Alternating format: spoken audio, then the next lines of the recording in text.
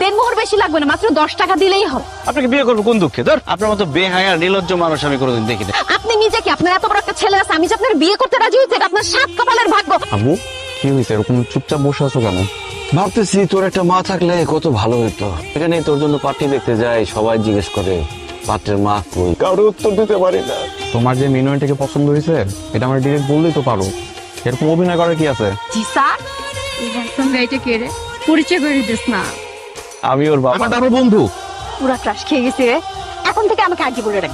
এই আপনি আমাদের পাশে কি করেন? আপনাকে সরি বলতে আসছিলাম। এইটা বাসা, এটা তো একটা গোয়াল ঘর ছিল। আমি 2 ঘন্টা টানা গরুর মতো খেটে এগুলো সবকিছু ক্লিন করছি। এসব রান্না বান্না করার জন্য হলেও তো আপনার একটা বিয়ে করা উচিত। আমাকে বিয়ে করে ফেলেন না। আবার বিয়ে বিয়ে বিয়ে, এত বিয়ে বিয়ে করলে চিৎকার করে লোকজন ডাকবো, এখন ঘাট ধাক্কা দিয়ে বের করে দিই। কিসেন ম্যাথ সলভ হচ্ছে না? না, কোনোভাবেই মিলাতে পারতেছি না।